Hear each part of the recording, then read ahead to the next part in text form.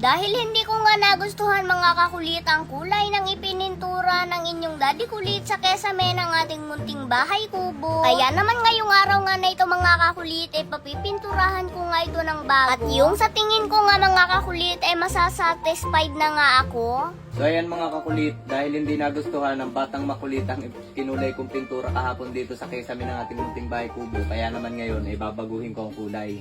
At ngayon, may mga nagsasabi na maganda daw ang kulay na orange para kakulay daw nitong varnish nitong ating munting bahay kubo. Kaya sabi ng inyong kakulit, try daw namin ang kulay orange ngayon.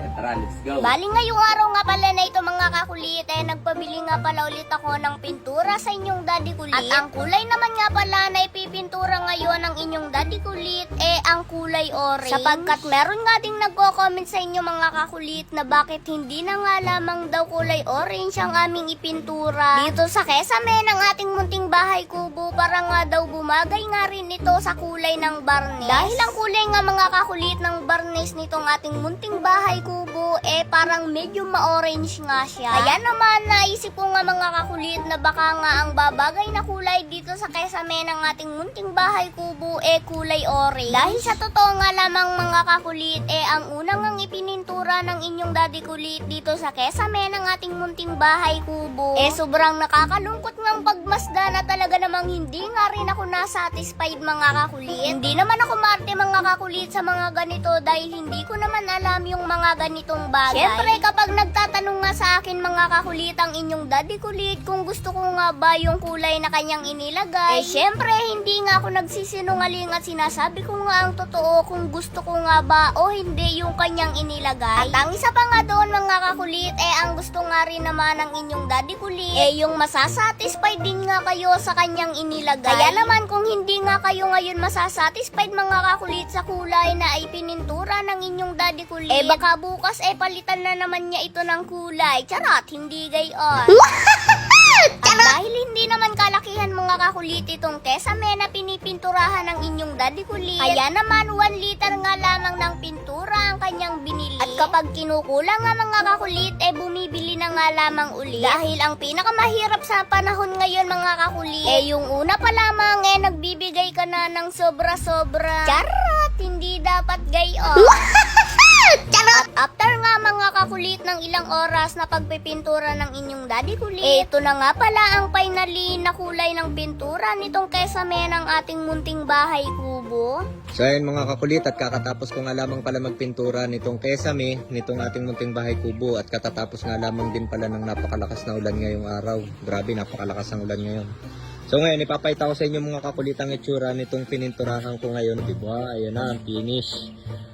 Sa tingin ko naman, medyo maganda na tong pinintura ko ngayon. Kasi yung nilagay kong pintura kahapon mga kakulit, nung makita ng inyong kakulit, hindi niya nagustuhan. Hindi ko nga maintindihan mga kakulit kung ano bang tawag dun sa kulay na yun. Pero ang gusto ng batang makulit ay kakulay sana nung kesame ng aming kusina at saka ng CR. Kaso ibang ang pintura yung aking nabili. So ngayon, dahil meron ng followers na nagsabi na subukan daw namin ang kulay orange na pintura para bumagay daw sa kulay ng barniz nitong ating munting bahay kubo. At yan nga mga kakulit, halos hindi naglayo yung kulay nung kesame at saka nung kulay ng barniz nitong ating munting bahay kubo. Diba, worry ko naman ay magugustuhan na yan ng batang makulit. Kasi medyo nagkaroon na siya ng itsura ngayon at parang lalong kumintab. Kaya nga lamang mga kakulit, parang medyo madilim siyang tingnan. Pero okay naman siya, bumagay naman dun sa kulay ng barniz ng ating munting bahay kubo. Gumanda na mga kakulit kumpara dun sa pintura kahapon, liwanag na siyang tingnan. So suggest pa rin kayo mga kakulit, kasi kung medyo pangit sa inyong paningin mga kakulit, pwede ko kang palitan ulit ng kulay yan. O diba? Pero para sa akin naman mga kakulit parang maganda na rin siyang tingnan kasi bumagay naman doon sa kulay ng barniz. So ngayon, hindi pa ulit nakikita yan ng inyong kakulit, yung inilagay kong pintura na yan. Pero siya may request niyan. So ngayon, hintayin ko na lang ulit ang batang makulit at ipapakita ko sa kanya tong nilagyan ko ng pintura. So yun mga kulit, andyan na yung batang makulit. Tingnan mo yung bagong pintura nitong ating munting bahay kubo. Wow! Anong masasabi mo? Ganda na. Okay na, maayos na yung pagka-pintura. Tsaka pa paano, parang bumagay yung kulay nung pintura dun sa barniz nitong ating munting bahay kubo yan.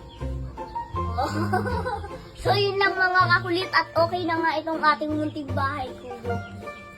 O, di ba? Satisfied na. Bye-bye! Meron lang ako ipakikilala sa inyo na isa sa mga bagong laro ngayon. Ito ang PH My Stick. Dito sa PH My Stick na to, napakaraming laro na pwede mong pamilian. So ngayon, susubukan maglaro dito.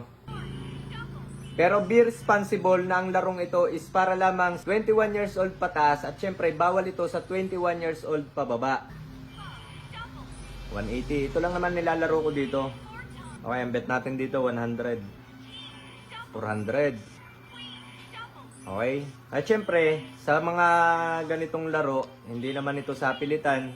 At ang itataya mo lamang dito ay yung kaya mo lamang at yung kaya mo lamang mawala. Uy, ang laki nun, 1.6.